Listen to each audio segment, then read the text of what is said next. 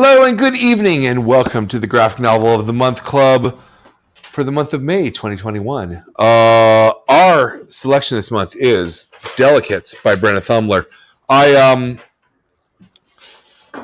want to say two things here. So first, I just think this is a great book, and a couple of people were like, "Oh, you did Barry Windsor Smith, and then what's this book?" And honestly, I think this book is up there with Barry Windsor Smith and next month's book and every other book. So, dude, this is awesome. And then the other thing is that this is the first book that we've had ever that moved from the kids club to the adults club. So we did a kids club selection for Sheets, and this is the adult club selection for Delicates. And I'm just really kind of genuinely excited by this. So, and I wanna welcome Brenna. Hi, how are you, Brenna? I'm great. It's good to be here. Yeah, you're awesome, and you make great comics, and I want people to think of you as a person who makes great comics. That's my goal here. It's my goal too. Awesome. So let's always the first question, and you've been through this before, and so but you probably didn't remember because it was like 3 years ago, so you won't remember what your answers are. Yeah. But the first question always is, why comics? What of all the things you could be doing in the world, why comics? I honestly have no idea how that happened because in college I majored in illustration, and you could pretty much do anything with a degree in illustration. But the one thing that I thought I would never in my life do was sequential art or comics of any kind. And I never read graphic novels growing up. I don't think I read like the funnies in the newspaper as a kid, but that was the extent of my sequential art exposure. And so I moved to Kansas City after graduating college to work at a publishing company, and they asked me to work on the graphic novel adaptation of Anne of Green Gables. And Anne of Green Gables was such an important book to me in childhood, and it was just this incredible opportunity that I couldn't turn down. It was a month before I was asked to do this that I actually read my first graphic novel, which was This One Summer by Mariko and Jillian Tamaki. Right. And it completely changed everything for me. I realized how incredible graphic novels were after I read that book. And I think it was kind of this moment of fate where it's like finding this book on a thrift store shelf.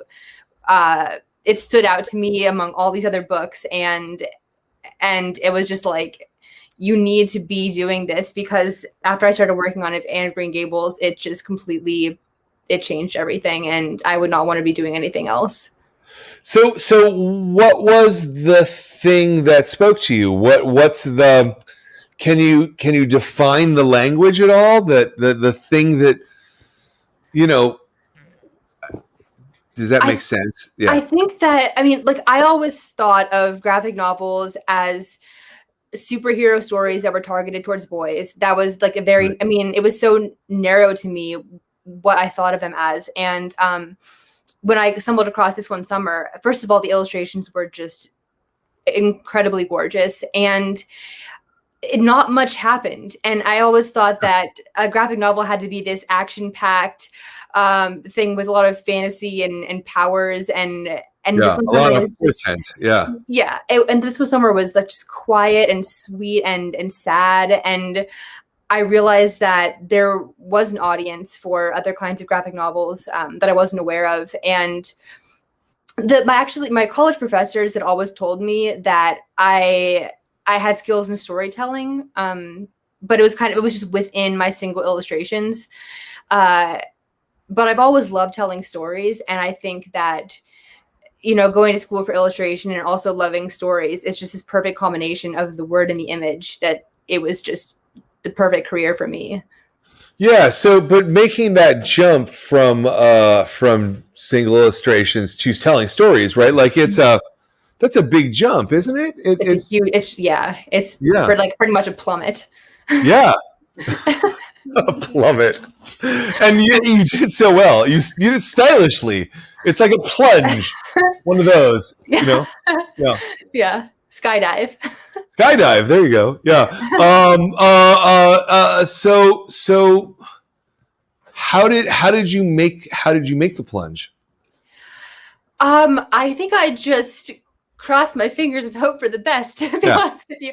I was lucky actually, because when I was working on Anne of Green Gables, the girl who adapted it, Mariah Marsden, she was also in Kansas City working at the publishing company that I was working on. And most of the time when you're doing the illustrations, you are not in contact at all with the writer of the book. And so we really had this collaborative team going at the publishing company to feed off of each other and just be the support system. So I think that was I was really lucky to have that on my first project. Of course, then when I went to Sheets, it was a completely different story. But I think a lot of times you just have to take what you've learned, like what I learned in college and all throughout my life telling stories, and just do what you know and hope that it speaks to people. I mean, Yeah. I was actually talking to the professor at our local college who teaches writing, and I was like, because he's written a couple things, and I was like, do you ever feel like you actually know what you're doing? And he's like, no, nobody does. Like you just somehow, it just works out somehow. And that's honestly how I feel. Like I don't really feel necessarily that I know exactly what I'm doing. I just use what I've got and hope that it turns out okay. Yeah. So you got the gig for the Anne of Green Gables, and then how did you use that to pitch Sheets? Yeah. So Andrea Colvin was my editor on Anne of Green Gables. She was the person who approached me with the project. Yeah. And then she ended up leaving Andrews McMeel, the publishing company, halfway through me working on that. But I stayed in touch with her, and I was actually going to write a query letter to a literary agent. And because she was in the business, I sent her the query letter and asked her if she'd be okay looking it over before I sent it, because she would know what they were looking for. And she was like, do you mind just sending me your manuscript? And I was like, okay, I'll do that. And so she actually took the manuscript acquisitions, and it was acquired then. So it was just that connection from Anders McMeel that led to me doing Sheets. Yeah. In terms of the pitch of Sheets, so Sheets is, for people who haven't read it, it's about death, and it's about how people process death, and Delicates is also about, I'm putting up the wrong books. Delicates is also about death, and it's about also ideation of suicide as well, and how people process that, and so those are big, heavy things to talk about. Mm-hmm. Like how did you reach the place that that's the thing that you wanted to talk about, particularly in a way that's aimed at kind of middle readers? You know, that Yeah. was that the plan from the beginning, or? So the idea of Sheets kind of loosely started with this illustration that I did back in college. If anyone's interested in seeing it, it's actually on my website, BRENNATHUMMLER.com, in the personal section. It's called Ghost Resort, and it was just these sheet ghosts playing in this resort, like enjoying the washing machines, hanging on the line, being ironed. It's like the perfect place for a sheet ghost to enjoy the afterlife. And that was something I had created before I even had the idea for the story of Sheets. And then later on, I took a writing course, a children's book writing course. And in that course, we had to develop the characters and the themes and setting, and just all the kind of the framework for a middle grade book, and then write the first 2 chapters. That was our final assignment. And that's when Sheets started to develop into something. And so it started with the ghosts. I wanted to tell a ghost story. Yeah. And then Marjorie was kind of created to balance that element of fantasy with reality, because I'm not a big fan of fantasy. I really like human stories. Yeah. And so I really see a lot of myself in Marjorie. I was really isolated and struggling mentally in college, and so Marjorie was kind of this character who I wanted to go through hardship, and having this element of ghost already as this framework. I mean, death was just sort of a topic that I felt was easily accessible. Yeah, with the ghost there. No, I love that. But I mean, that's kind of the biggest, hardest topic of all, right? Is death, right? Like Yeah. no one wants to think about that or face that. And you're a young cartoonist, Especially not and kids. yeah, no, I mean, I just feel like Sheets really had some sensitive things to say about death, and I like. Where did that come from in a way? Like, or I don't know. I mean, mostly it was like the idea that I wanted to portray was just this girl who's overwhelmed with a ton of problems. Like, Yeah. she's facing this horrible man who's trying to take over her business. She's facing these ghosts who are causing chaos in her life. She's lost her mom. She's dealing with school bullies. Because it's so important for me to have books where there's not just this singular issue that a character has to overcome, because that is not life. Life is you dealing with a ton of messes all at once, and it's overwhelming. And it's rare that I find books that capture that sense of like there's way too much going on and I can't handle it. And so I think the death just sort of came from like diving further into the character, because I mean, I came up with all these problems for Marjorie to face, and then it was like, okay, well, how is she going to react to that? Like, what's her personality, and what's going to get in her way of her trying to achieve her goals? It's like sometimes the things that you're talking about, you don't really think of until you're like, oh, the character has to experience this in order to get from point A to point B. And it just kind of develops from nothing almost. You get to know your characters so well that you know how they're going to react to things and what they need to experience in order to either fail or succeed. Yeah. No, I dig that.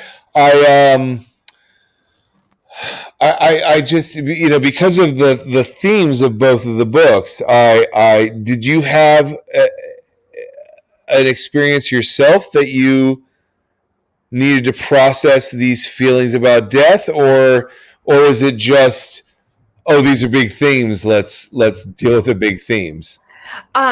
So I have not dealt with any like family death or Yeah.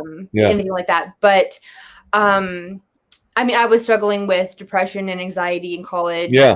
I had a really bad eating disorder. It was just like there was so much in my life that was just crippling, and it was like I felt that the loss of something, Yeah. something so tangible, was just maybe more like easier to speak to kids. Like, they kind of know what it feels like to lose something, maybe not Yeah. in death, but like they maybe understand the feelings of loss more than the feelings of anxiety, because mental illness is not talked about enough in the world. Yeah. And so this is kind of like that bridge. These ghosts were such a tangible thing. And the ghosts were also a way to make it a little less overwhelming. Like, Yeah. they're fantastical creatures. So they obviously introduced this really tragic topic, but in, I don't want to say a cute way, like, oh, cute death, but just in a way that's easier for kids to dive into. Yeah, no, I mean, I think it's important to have a situation where it's relatable, I suppose. Yeah. But the thing is, like, sadness is universal. Like, It is, yeah. like everyone knows what it feels like to feel sad. You can feel sad from Yeah. so many different things, and it's always the same feeling inside of you. Like, you don't feel like the feeling of losing someone and the feeling of just like just depression. I mean, it's sadness. And obviously there are different levels of that. Like, you can feel insanely sad or just a little sad one day, but like sadness is always the same feeling inside of you. And so that's one thing about graphic novels is like, if you see it on their face, it's so visual. You just, it's like, that's what they say. I mean, you develop so much empathy for the characters, and when you see it happening to them right in front of your eyes, their facial expressions, their body language, it's just, it hits you a lot harder, and you know exactly how they're feeling. And it might remind you of a way, like when you felt that way, not necessarily about the same thing they're experiencing, but that's not what's important. It's the important thing is understanding how they're feeling despite what caused it. Yeah, no, I absolutely agree with that, Brenna. And and that's one of the things I really like about both of these books. Hold them up again, upside down. Is the empathy that they have towards just the human race and how we feel about things, and these are hard things to talk about, right? Because you don't get rewards usually when you talk about these things, right? Yeah. Yeah. But like, you have, I mean, what I want to do so badly with my books is show people that it's okay that we have to talk about these, that it's not okay to just be silent about the issues that are happening. Like, one thing I should mention is one of the reasons that I wanted to introduce this idea, like the ideation of suicide, was because before I started working on book number 2, I read this article about a 9-year-old boy. He was 9, and he died by suicide after being bullied by his peers. And like, it's something that's happening. Like, I mean, Yeah. It's not like a book is going to introduce it to the world. Like, it's already there. And the only way that we can help is by showing kids that they're not wrong for feeling these things, but that they need to ask for help. Like, they need to know that it's okay to talk about this, because talking about it and telling people and getting help is the only way that they're going to survive. Yeah. It's interesting because I mean these are things that I struggle with in terms of like figuring out what book is in what club, and you know, like that Sheets was talking about death was, well, that's a really heavy concept. Though I thought that it was the right concept to talk about. When it came to suicide, I actually got really uncomfortable for putting that out to kids. Not because it's not a thing that should be talked about, but because I'm afraid of putting the idea in a kid's head. Not even that, but like magnifying their own idea, right? I guess the thing is, like, if the idea is already there, that's the problem. But the only, I mean, then that was a problem to begin with, and they need to realize that they have to get help. Like, I mean, if the idea is there, it's not okay to stay there, and it's going to get stronger somehow. So I don't know. I mean, I'm sure there are parents out there who are like, who is this crazy writer, and why is she writing these books? I mean, I'll say, I mean, I don't think that there's, I mean, I don't actually believe that there's anyone in the world who hasn't had at one point a thought of, I should kill myself. I mean, I did many times when, and then you hopefully you figure it out and you get help and you get the support that you need. But it's not an uncommon feeling is the thing that I'm trying to communicate here. This is not, you're not weird for trying to talk about these things, and people are not weird about wanting to read more about it. And I think it's good and it's healthy for us to talk about these things, even though like culturally we feel like we shouldn't talk about them or something, you know? Oh, I was horrified to write this book. The whole time I'm thinking like, oh my gosh, this is such a bad idea. It's such a bad idea. Yeah.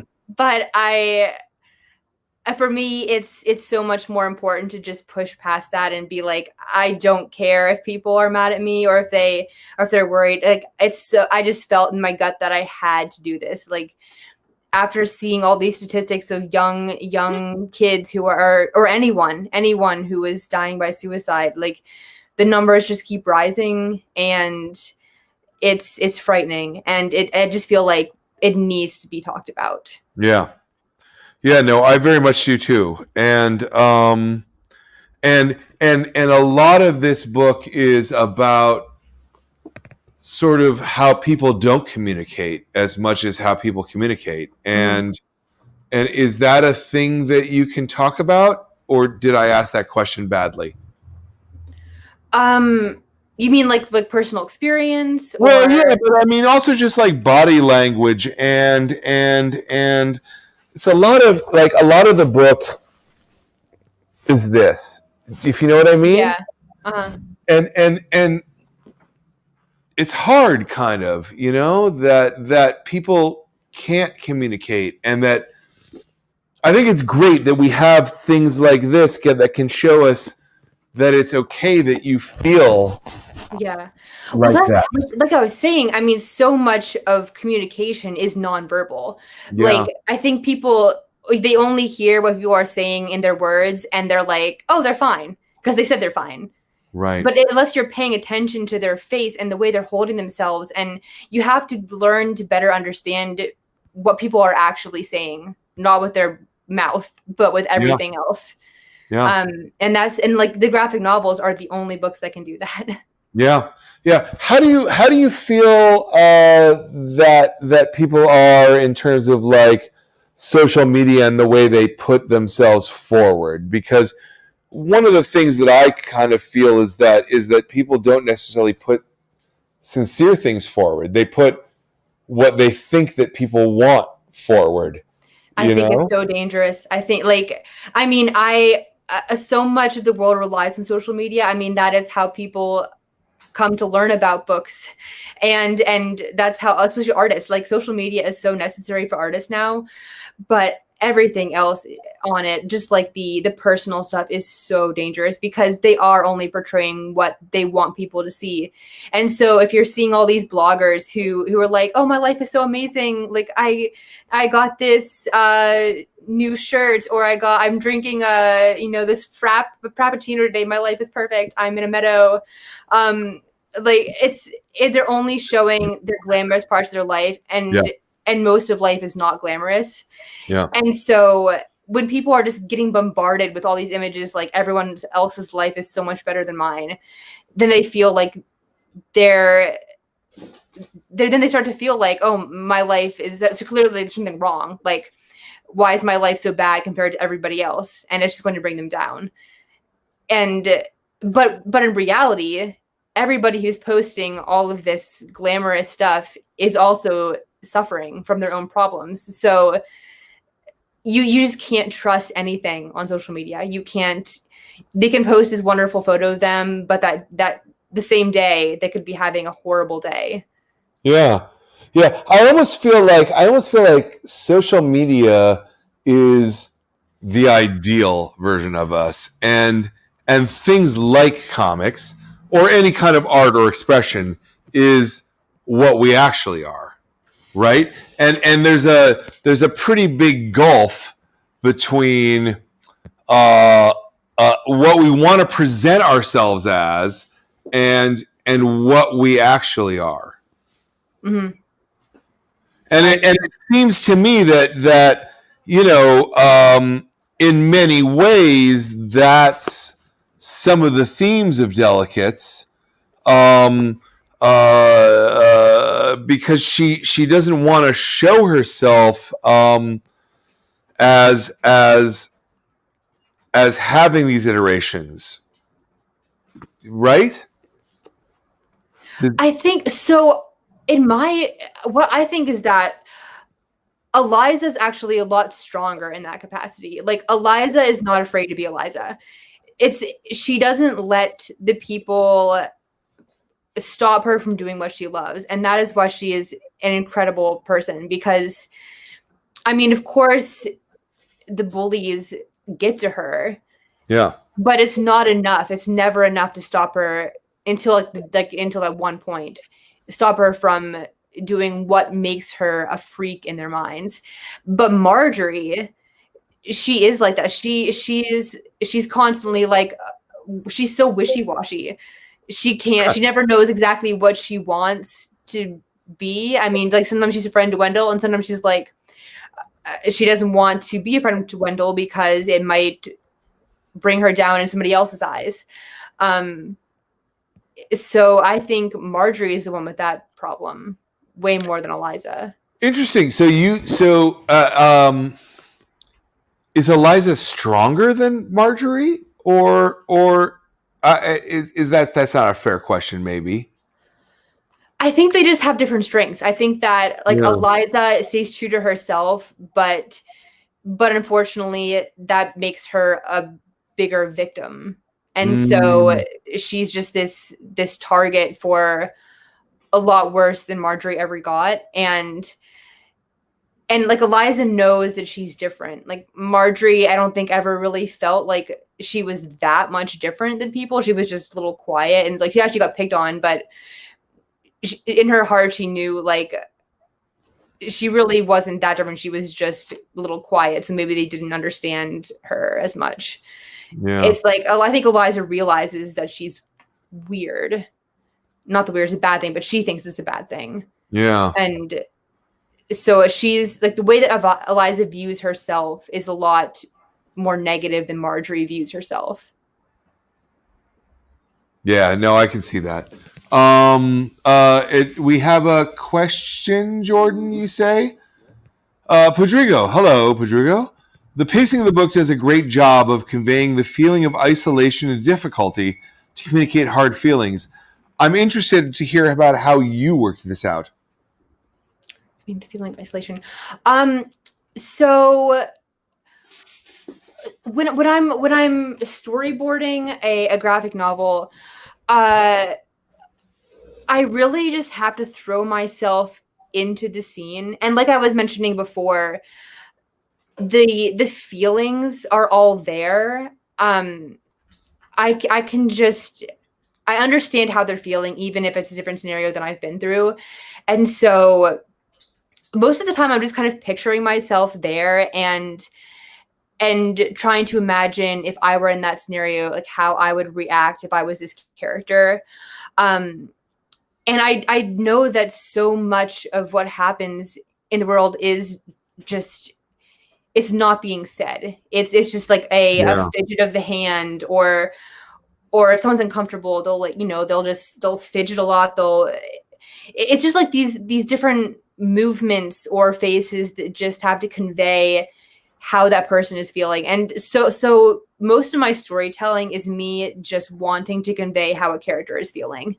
Yeah. And I just have to consider, okay, in this panel, what is the best way to do that? Like, should they be saying something? Is that necessary? Or if it's like conveying awkwardness, then it's going to be a silent, like, they don't want to say anything, but they're using their hands, and maybe the audience just sees that. Maybe everyone notices, like the other characters notice. It's like, it's just constant. It's just thinking all the time. Each panel, like, so much thought goes into each panel of how it is best portrayed to show what this character is going through. Yeah, no, I mean, I think particularly in Delicates, there's there's a real level of, and I don't mean to reduce it to this, but of this versus that versus kind of, like the body language of it's rough, man. It's rough being a human sometimes, and it comes across in this high school narrative of we all feel awkward, You know, we Mhm. all feel awkward all the time, and it's hard living this life sometime, you know? I took a psychology class in Yeah. college, and one thing they mentioned was that sense of like curling in on yourself, and like it's kind of making yourself feel small. Yeah. And people say you don't even realize you're doing it. You might hunch over more. You might kind of like hold yourself, and you don't even really think necessarily that you're doing it. But a lot of times you are just closing yourself to the world if you're having those feelings. And one thing that apparently has worked for some people is just when you get up in the morning to like stretch up really high and open your arms out, and it just makes you feel bigger. It's just this psychology thing of just like making yourself feel bigger in the world.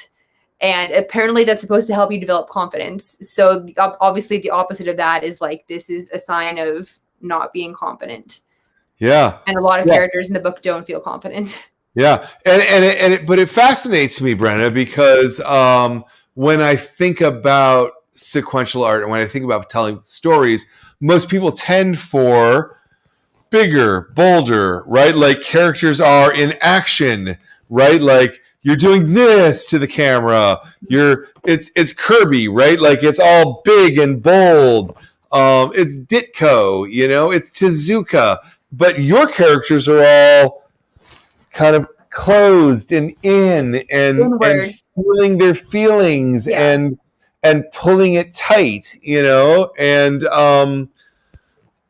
so I guess maybe the question might be when you're trying to lay out the story, like how does that how do you approach that?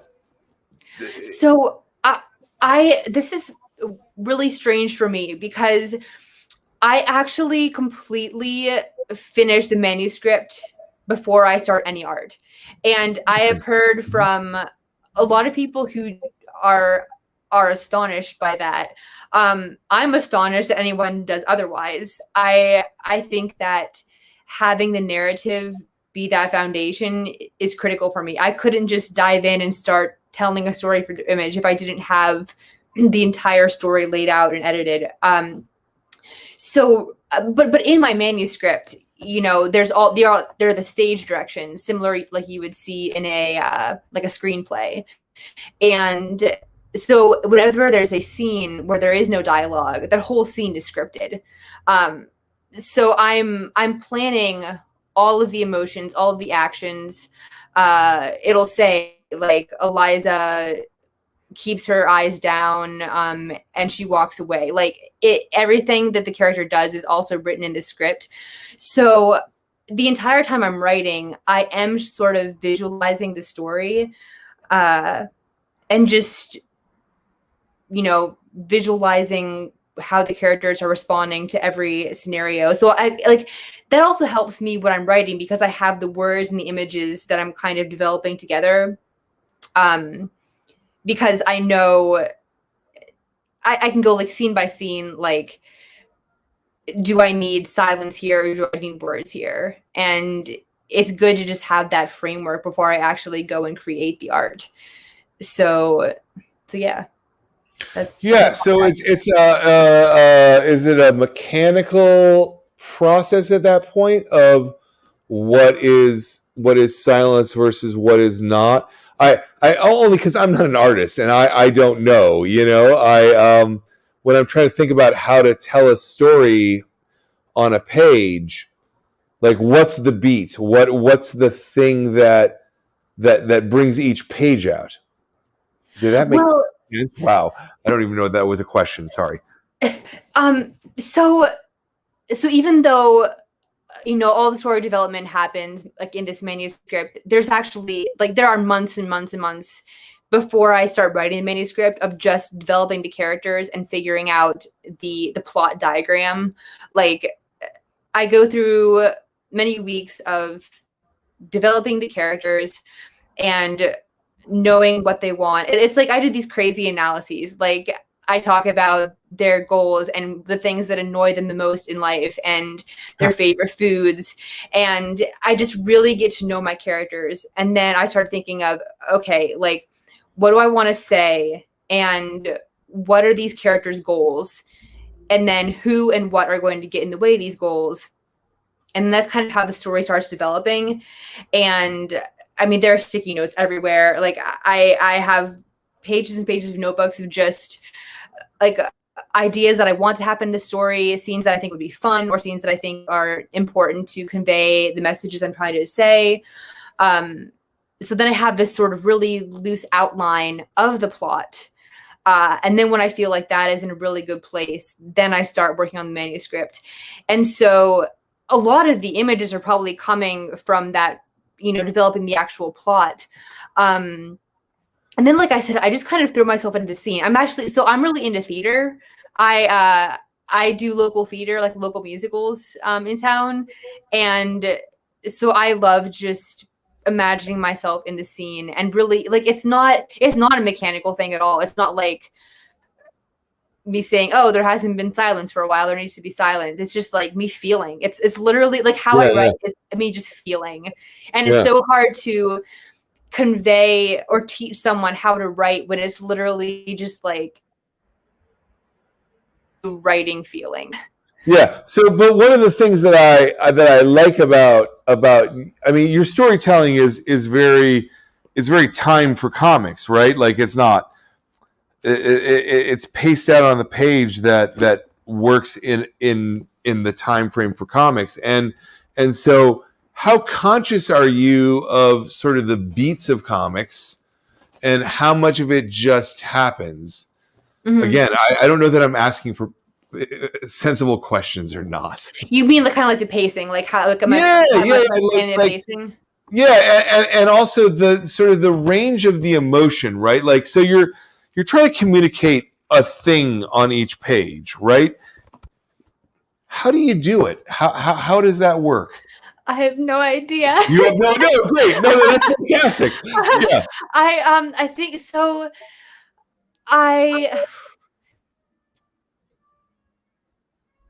mean, there are moments where it's like I realize that mostly like between really epic scenes, or like when there's a lot of drama or there's a lot happening, like sometimes you just need a break. And that's when I put single page spread, for example. Like if like a lot of time is passing between this scene and the next scene, I realize like there needs to be something here for characters to take a pause before they just jump into this whole new thing. So a lot of it is a little mathematical. Like I need to understand timing. Yeah. And there's a lot of thought that goes into that. Like, and especially even like the page turns, like there are certain lines where like you can't turn the page yet. And there are, whenever there's sort of this,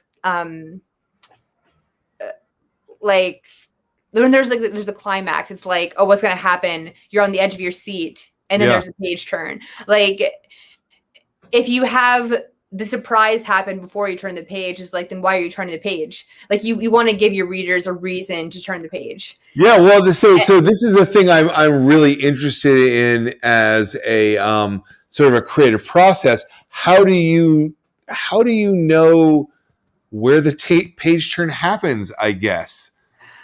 That is also a feeling, I think. Yeah. Like, I mean, some things you can't really help because it's like you only have so much room on a page. If you want to try to have like a whole scene, it's like, oh, I need this whole scene on 2 pages so that it ends on this page turn. Like it's not possible because it's only 6 by 8. Yeah. So a lot of it is just the best you can do. Sometimes the page turn just happens naturally depending on your panels, but there is so much planning. No one, like, you have no clue how much thought goes into what panels are on each page, how much time the scene is taking up. What I do is, so I have a manuscript, right? And there'll be a scene. So I make a list. I'm like, I wonder if I have 1 second. Yeah, if you have something, I'd love to see it. Let me bring up like an example. Like, I'll say like mostly Marjorie in this panel, and then I'll have the line, and then it's like Marjorie with Eliza getting up in the background, and there's like the line that happens. So it's like I'm showing, like I write down who is in the panel, what they're doing. if there's like what I'm zooming in on, if I realize like, oh, you need to be able to see their hand in this panel, or this person should be like the back of them because you don't want to see their face. It's like they're hiding. It's like, it's just these feelings of how can I best portray this line, and then the following reaction. So I'll just make this list of like each panel with the line or the silence that happens in that panel. And then I calculate like, okay, how many steps, how many bullet points are in this scene? And then I break it down into pages, like how many can I fit on a page? And then I'm like, can I cram 2 more onto this page because I really need the page turn here? It's just like one panel can literally take the entire day, and it's just it's so much. Yeah. It's so much thought. How often do you think you actually hit your own goals in terms of a page? I feel like I'm pretty confident about every decision I make. I mean, I'm sure like I'm just like, oh, it's good. I mean, I don't know. I think that there aren't that many important page turns. Like a lot of them are like, it can turn here, it's fine. There's some moments where it's like, oh, it has to be here because something big is about to happen. They're like, they're knocking on someone's door and they're really scared to do that. And it's like, okay, they're going to knock. And then it's like, what's going to happen? I have to turn the page to find out. Yeah. It's just this moment of them sitting on the edge of the seat, like wondering what's going to happen next. And that's what makes them turn the page. And there really aren't too many moments like that. Yeah. A lot of them are just, this scene has 24 bullet points. Let's divide that in half. And then you're spreading your spread. Let me actually reverse the question. Let me, have you had a situation where you're like, this needs to happen on the page turn, and I've only got 4 panels worth of thing to get me. Do you know what I mean? Oh yeah. Like it's really stressful when it's like I really don't feel like these panels should be that big. Like because a lot of times panels, if something's happening really quickly, you want small panels. So it's like do. Yeah, because it condenses time, right? Like small panels make it's faster. Yeah. So sometimes it's like I have to I have like only 3 panels left, and that has to take up the entire page. It's like, well, great. Now I have to make really big panels. So sometimes I'll try to insert extra things. I'll try to be like, okay, so what else can I show here that's important? Or I might just make like another awkward moment. Like, I just think of like being in that situation, like what might happen there if I'm trying to convey awkwardness. Like, what's another thing that can be really awkward that I can just throw in there to take up a little more space? So I have had to do that before, like insert a couple things to help with the size of the panels, and also help me achieve the proper page turn. Yeah. So I wonder about because you were talking about that everything's in a manuscript ahead of time. So in the manuscript, how what's the relationship between words and pictures in the manuscript? Like, are you storyboarding it? Are you? Oh, not at all. Not at all. Right. It's all words. They're the only things that I. Well, how do you know what you need to draw? I guess is what I'm. It's almost. It seems to me like you're trying to make a conversation with your future artist self. Yeah. Right. Yes, what I'm doing pretty much. And I kind of imagine it just like a director would for a movie. Like they're getting the script and then they have to turn that into the movie. Right. Like I am kind of this different person. It's like there's the writer Brenna and then she hands it over to artist Brenna. Because you wouldn't direct a movie without the script. Yeah. Like so that's really how I treat it. I treat it like, all right, here's a story that has to be told.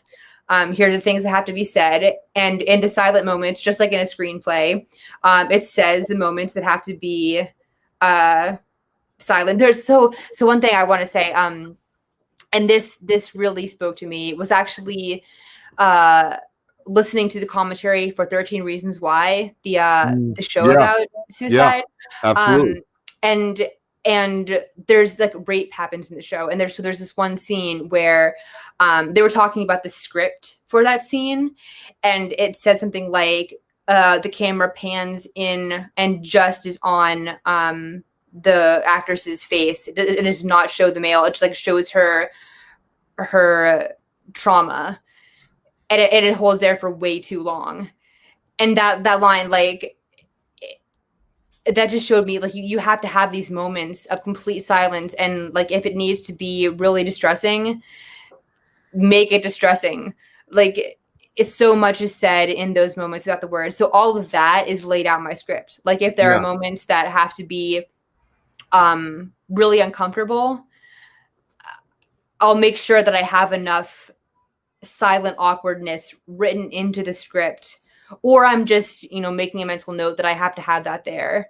But yeah, my manuscripts are entirely words, and then similar to handing in the script over to a director, then I go and I decide how the story needs to be told visually. Yeah, but so it strikes me, and please tell me that I'm wrong if I am wrong, that the decisions that a filmmaker makes are differences than a comics maker makes, right? In terms of that film unfolds at X number of frames per second, and you can't stop it, right? Mm-hmm. There's no like you as the viewer receive the thing that's happening, boom, boom, boom, boom, boom, at this point.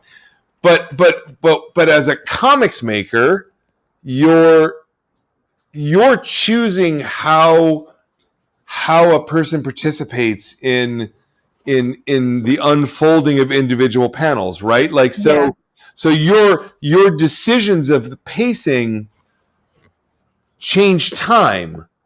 No? Yeah. I think it's kind of like, I have to look at the big picture like a director would, and then I have to whittle it down. Yeah. Like, I have to imagine how the scene would play out fully, and then think about what needs to be focused on, because I can't, have every single second of time tell a scene. I just have to break it down into what's most important. And most of that is determined by the lines. But then it's like knowing, should I have the response, like, should I have the characters in a panel, Marjorie's line along with Eliza's line, or should Eliza's line be in the next panel? And that kind of has to do with pacing too. Like, is Eliza responding immediately, like she's jumping on Marjorie, or does Eliza need this break? Or is Eliza like silent for a second and then she speaks? And that means that you put in an extra panel of Eliza being silent, because you have to show that Eliza is like, she needs that moment to not respond. Like, it's just me feeling how the character would respond to a line, to either insert a line immediately, or you need a break before the line. Yeah. So your script versus your manuscript versus your actual execution on the page could be very different. Is that what I'm getting there? That you can think on a page, your manuscript says I need XYZ, but then when you actually get to drawing it,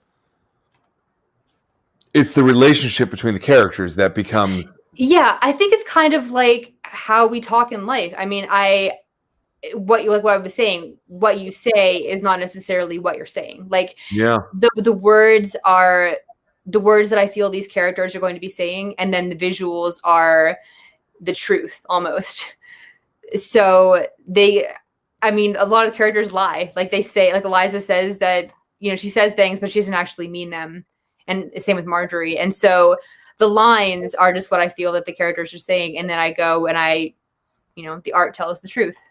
Yeah. I can see that. One of the differences that I would pull between Sheets and Delicates is that Wendell was a primary driver of the plot in Sheets, and in Delicates, Wendell the ghost is somewhat more tangential. Does that seem right? I think that it was more like Wendell became what Eliza needed. Like Eliza was the one I really wanted to focus on in this book.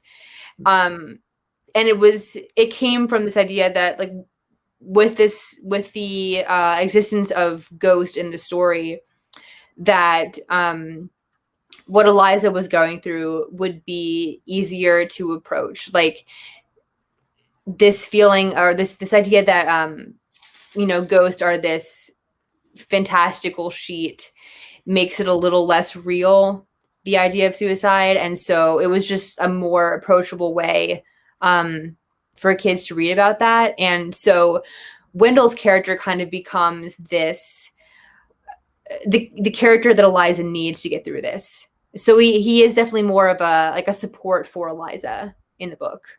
Yeah. Yeah, whereas in Sheets he was driving the narrative, and he wasn't driving the narrative, but he was supporting the narrative in a way that he kind of wasn't in Delicates. Yeah. Yeah, he was causing all the problems in Sheets. Yeah. No, it's interesting because in Delicates it's almost as though the ghosts are incidental, almost. Yeah. But I think it's like I didn't want to force them on Eliza. I didn't want it to be like Eliza encountering death throughout the story. It was like, It's like the ghost exists, death exists, but it's going to take a while for Eliza to realize what death actually means. Yeah. And there's a separation in a way because Eliza's viewing it through a lens, right? And not as a personal experience, right? Like it's all framed. Yeah. If you and if there's a third one, then is there a different way that you would frame that conversation? I don't know. Yeah. Okay. No, that's a fair answer. All right. So your blank page is the manuscript, you say. How are you looking at, like, in terms of your structure, I guess? Are you writing page 1, panel 2, panel 3, panel 4? Or are you just sort of writing, here's what I think happens in the next 3 pages? Did that parse as a question? I just write from beginning to end, not thinking at all about the panels. Yeah. When I'm writing the manuscript, I just write a script like I'm writing a play. Okay. Yeah, and I don't really think about timing at all. But like, I'm telling a story. I'm writing the characters experiencing this story, and then I take that and like mathematically plan it and emotionally plan it. But I don't want to think about any of that when I'm writing the story, because the story is all about me having just a strong verbal foundation. It's just like basically the manuscript is a tighter and verbal plot line. Yeah. And then everything else, like the emotions and the visuals, come from that foundation. Yeah, but so only to use your own words, is it more a mathematical expression or an emotional expression to make it into comics?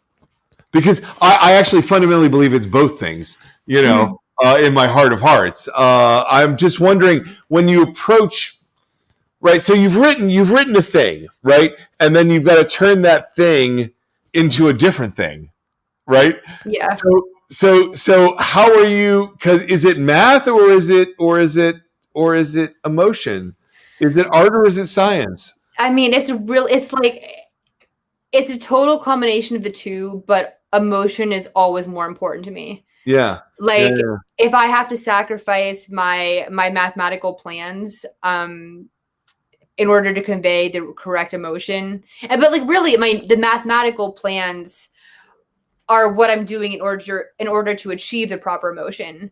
It's never really about like, oh, I want there to be 6 panels in the scene. Like every single mathematical decision I'm making is to properly convey the emotions.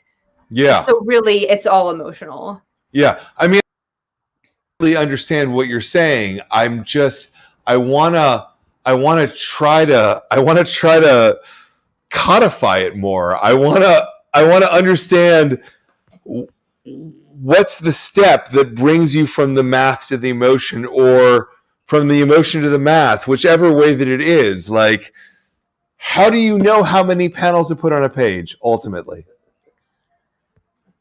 I'm sorry, Brenna. I'm sorry. That's a messed up question, but that's how I want to get what comics are. So I don't know how I can do this. Let me see if I have my Delicates manuscript here. You can tell me to shut up too. It's totally cool. Where is so?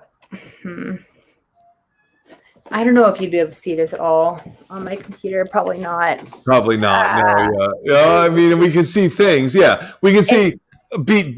Yeah. It's Yeah. literally it's just like the lines. So it'll say like. I'll read the beginning of it. It says, "End of summer. Marjorie and Wendell bike through town back roads. Wendell concealed in Marjorie's backpack. Up ahead, an ice cream stand with large cone-shaped sign comes into view. Marjorie. Okay, I see the ice cream cone. Pedals closer. Aw, man. Wendell, what is it? Marjorie, black walnut. Wendell, aw, your favorite. Marjorie, well, that's disappointing." So, like, I mean, it's literally just that script. And it seems really technical to me. That's the thing. It seems really kind of technical and not distant. Like distant is the wrong word, but like very focused on form, I guess. But I think the thing is, like, the entire time I'm writing, I'm envisioning it all in my head. Yeah. Like I know what ultimately I'm going to put into the visuals. Like I'm seeing the scenes, I'm seeing the characters. It's all going on up here. It's just I'm going to worry about like finessing that later. Right. It's just all about developing. What is a storyboard then? You are doing a storyboard. You're just doing not a visual storyboard. You're doing a word storyboard so that you understand the thing that you're doing. Or am I wrong? I think so. I think I'm storyboarding in my head. Yeah. And then I'm like eventually going to, finesse those and probably make a lot of changes to what I was originally imagining. Of course. But I guess then the question becomes, is there actually a difference between words and pictures? Why are you laughing, Jordan? That's not that funny of a question. Yeah, there is, because everybody in the store is laughing right now. Because, like you said, that's so static.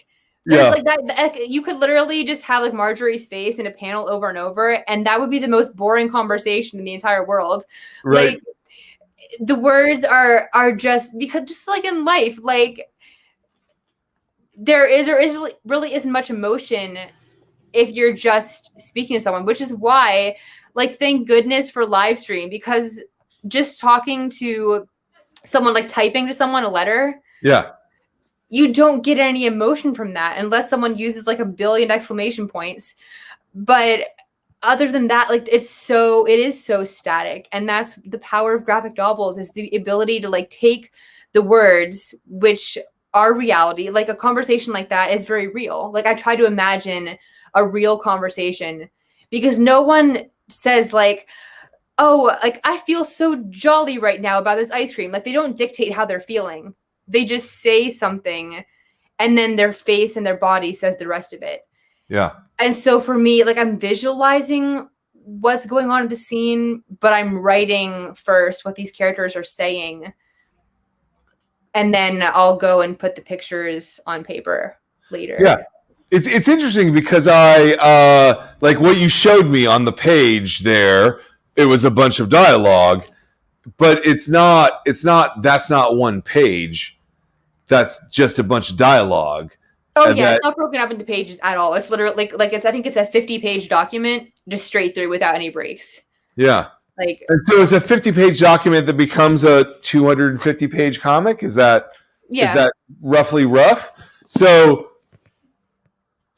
interesting. So yeah, you're not even a screenplay writer. I don't even know what that is. It's a cool thing about comics and about that visual language. I don't even know how to describe it. It's the greatest thing in the world, where you're taking this thing and you're making it bigger, and you're also making it smaller at the same time. I love comics. I love comics. It's so stressful. You're really digging into me in like the worst stress of my day. Yeah. Well, no, I mean, I'm genuinely sorry, Brenna, but this is actually the friction of creativity that I find the most fascinating part of all of it. You know, this stress, like, and it makes good comics. It makes a thing that is this could not be something else, right? The words are not the pictures. It's what comics are is the language between the two, or not the language between the two, the bridge between the two, almost. I don't know. Do I make any sense? I mean, the visuals, like, you can change the dialogue so much. Like, there's a scene when Marjorie and Eliza are talking at the lockers, and Marjorie asks Eliza if she's going to be photographing the dance. And Eliza's like, why would I do that? And Marjorie's like, well, you know, you're a photographer. That could just be a casual, friendly conversation. But the point is that Eliza feels hurt because she feels like the only way that she can have fun is by being the photographer, like the weird freak photographer.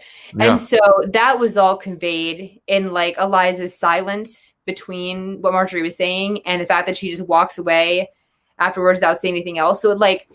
So when I'm writing a script, I'm envisioning that. I'm like, okay, Eliza is, you know, clearly really hurt by this.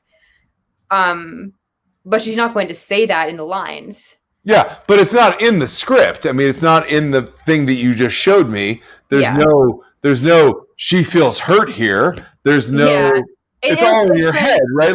Like you've written all the words, but there's a second part of it that you've kept only in your head. Yeah. I love that. This is the magic of comics to me, you know?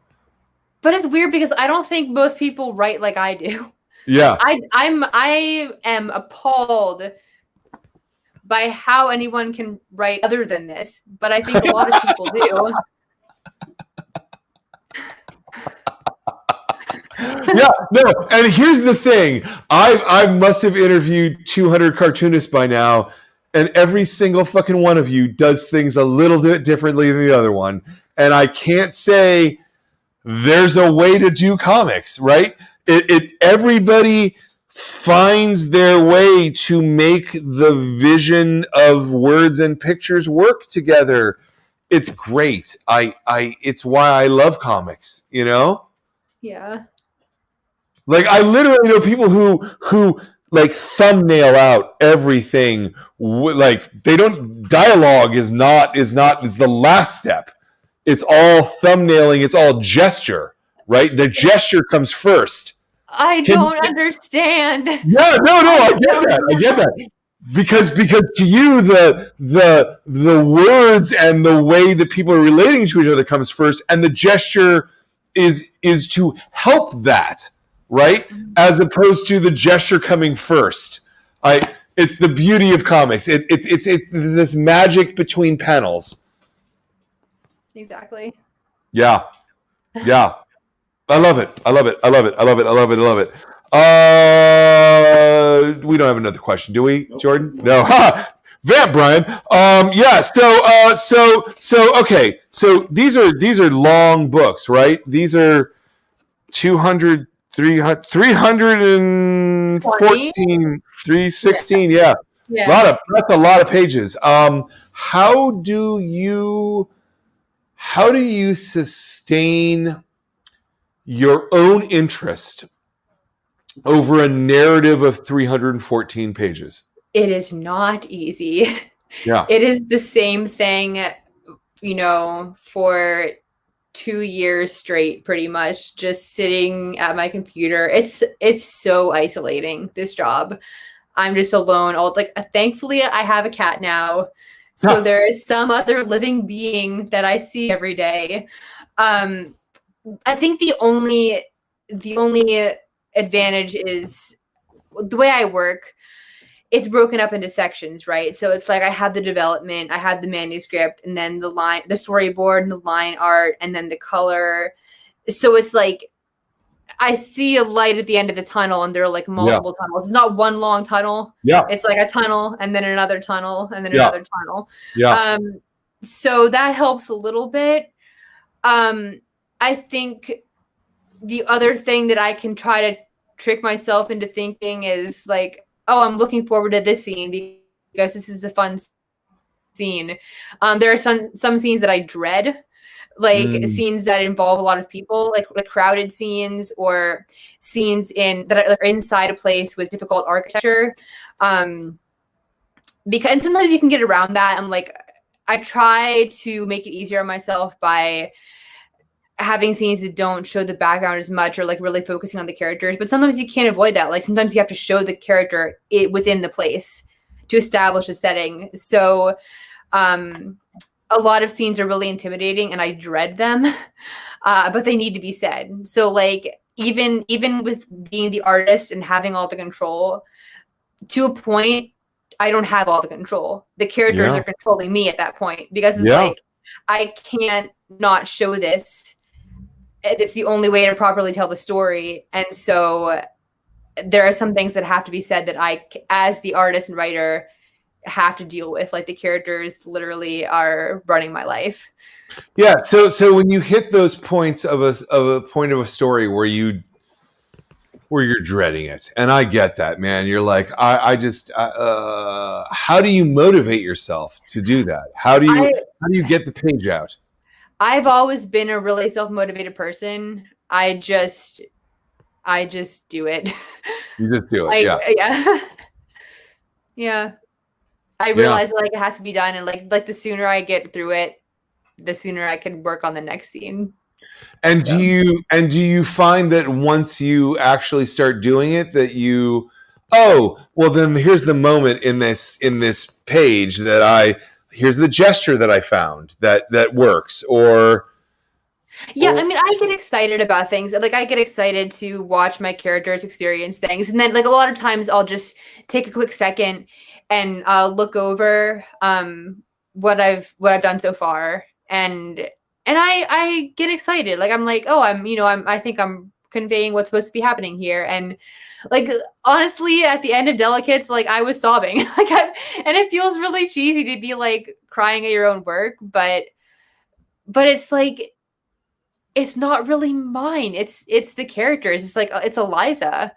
Yeah. She, like, I mean, I created her, but then when you create characters, they kind of become their own thing. Like they become people, and you understand that there are certain things about them that are going to control all the decisions you make. And so, like I mentioned, like you kind of lose control, and you become really distant from the story at some points, and you do get really emotional, or you can laugh at yourself because it's the characters making you laugh or cry and not your own writing. Yeah. Have you come to a point where you thought they were going to do something, or you wrote a plot point of they're going to be here, and then the characters just wouldn't do the thing you thought, or is it all coming from the characters? So when I'm writing the manuscript, like I have my characters so well developed by that point, Mm. that all of the decisions in the manuscript and like all of the stage direction in the manuscript is so character driven that I really haven't had, like, once the manuscript's completely edited, I've made very, very few changes. Okay. Yeah. Yeah, because I could see a point where maybe one of the characters just does not want to behave the way you need them to behave for the story.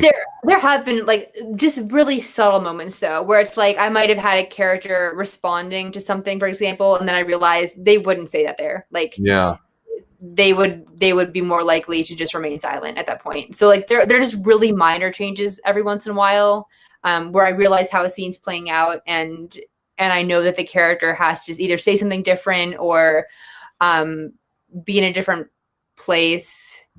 Like maybe they're sitting instead of standing, or I mean, just like really simple things that I Sure. Yeah. Yeah. So one of the things you were talking about before, you actually mentioned that you had sort of that middle reader in mind, that young reader in mind with as your audience. Does that change the way that you think about the work or that you approach the work? Does that make sense? In terms of like what you're going to communicate, who the audience is for it? Honestly, it doesn't really change that much for me. Okay.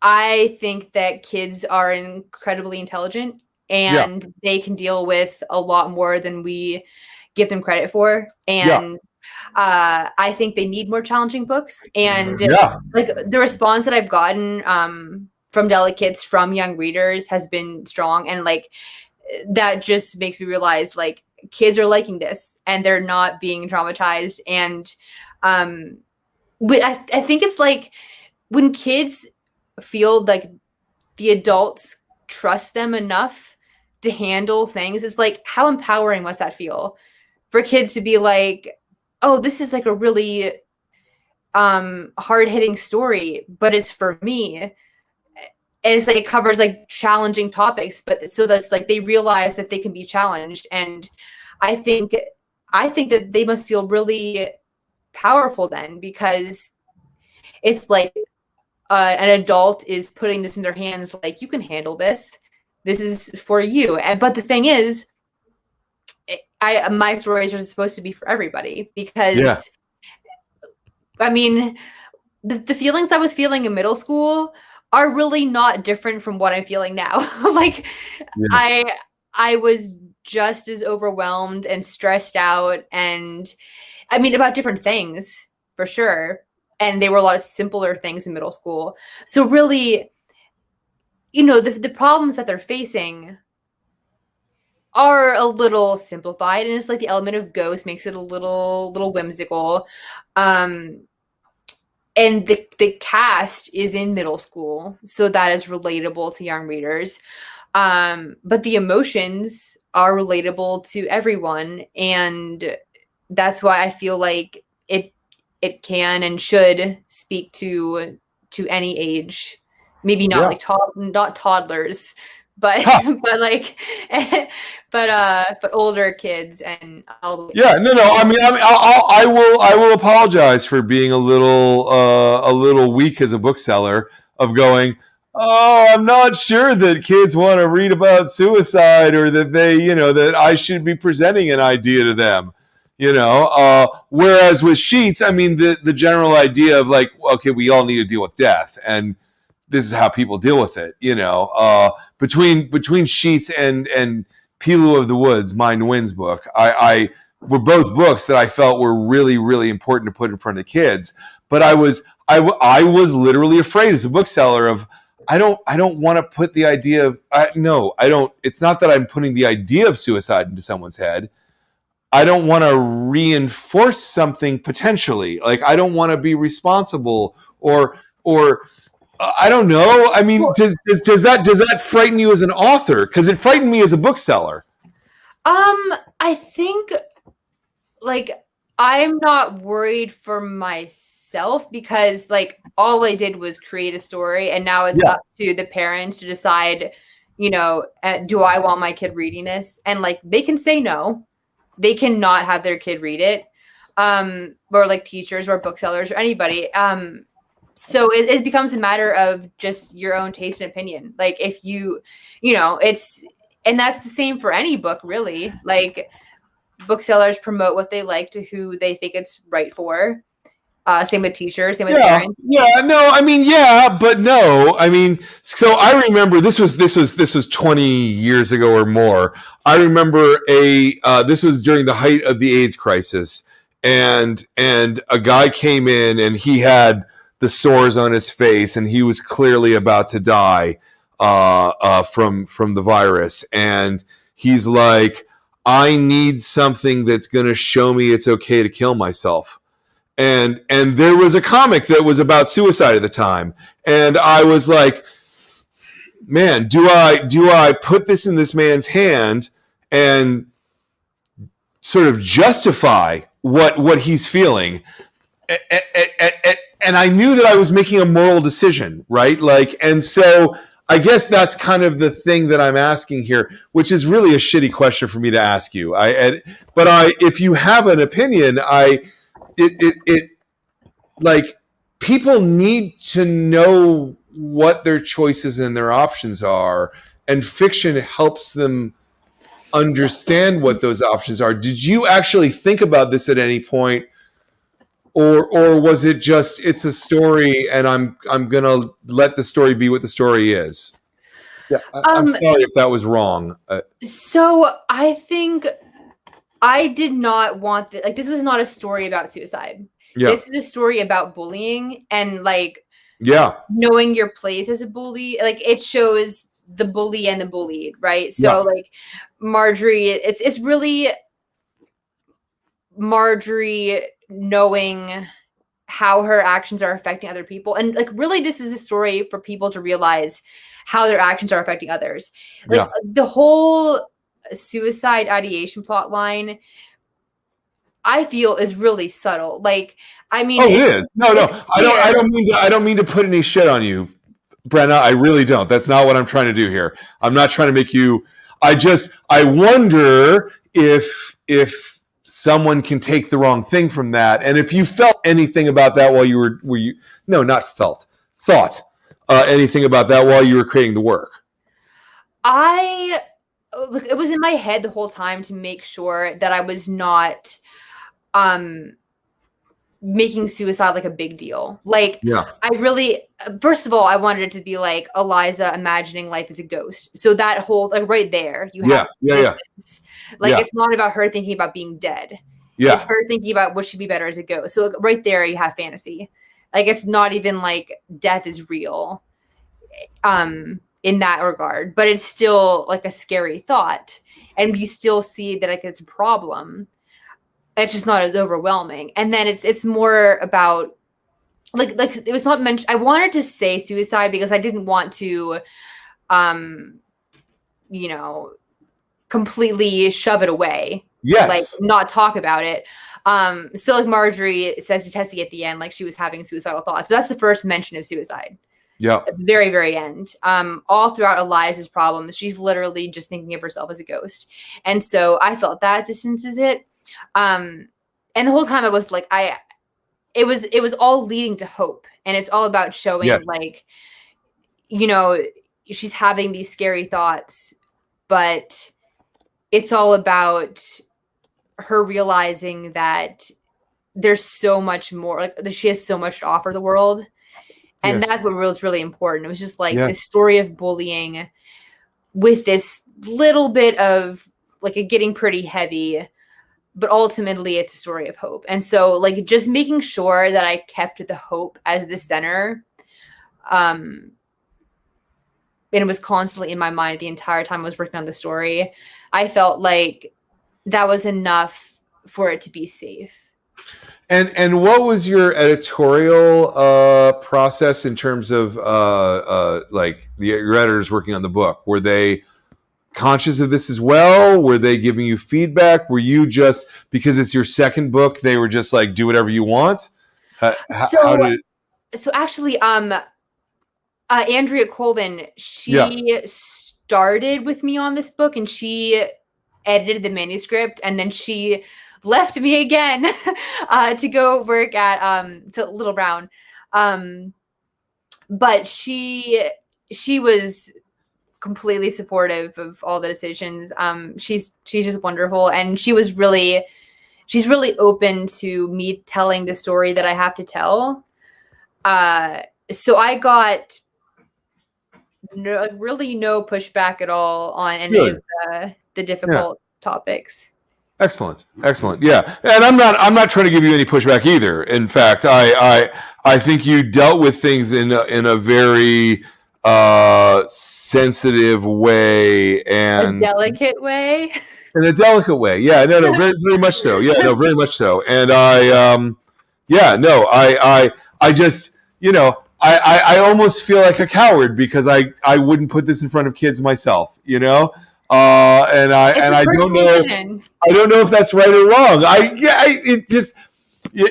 When we're talking about these topics, right? Like we each have to make individual moral decisions, and I think that's kind of cool. Actually, I don't know.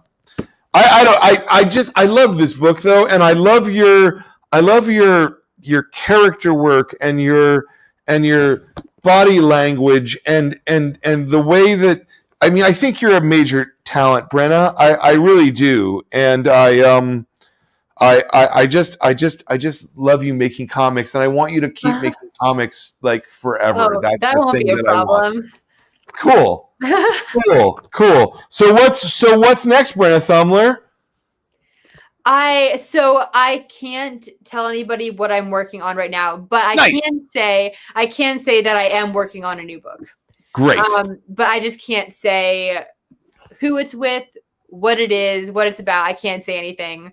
But I am making more comics. So do we have a time frame? Do we have is it 2023 that we're talking about? I mean, what do you think? I think it's probably going to be 2023. Okay. Probably. Okay. I want it. I want it so much. I think your use of language and space is fantastic, and I really appreciate the thing that you do. I really want, even if I'm asking some weird hard questions about like the actual process of it, I really genuinely appreciate the thing that you do, Brenna.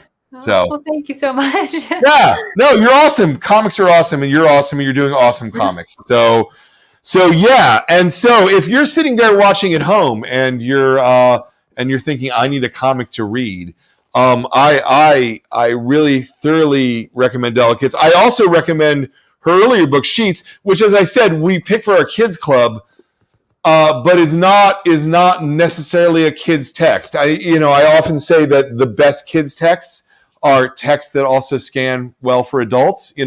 My favorite movie of all time is Willy Wonka and the Chocolate Factory, and it's really not for children at all. It's for adults. Yeah. So Sheets and Delicates. Delicates reads just fine by itself. So don't feel as though, I need to go and read the first one. If you want to, you can, but those are fantastic. And I really want to thank Brenna for doing that and for doing these books. And then next month for the Adult Club, which is the next thing we're doing. Well, actually, the next thing we're doing is Young Shadow for the Kids Club. So on Sunday, come in and we will talk to Ben Sears about Young Shadow for the Kids Club. Next month's Adult Club book is We Live by the Inaki brothers, Roy and Inaki Miranda. The Inaki brothers. Jesus, Brian. And this is a great piece of science fiction. So these two books. These two books could not be further from one another.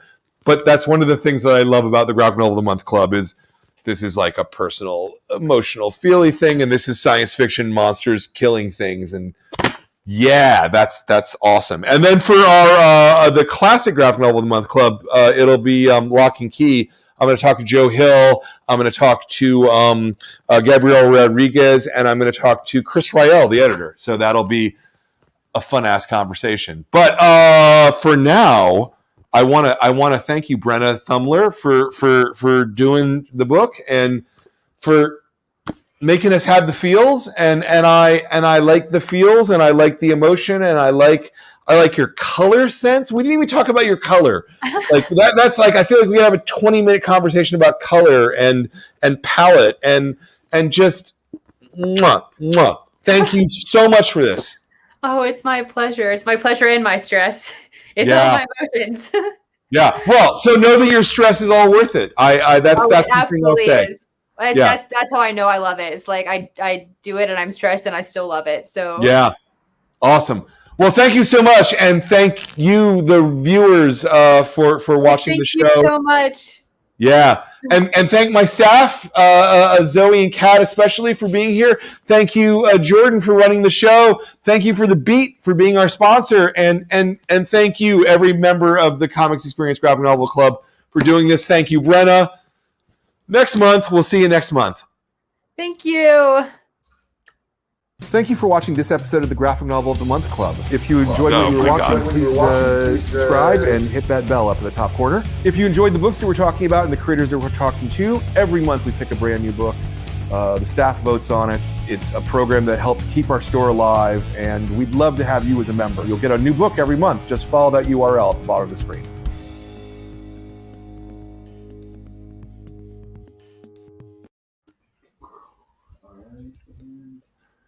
Broadcast. 3, 2, 1.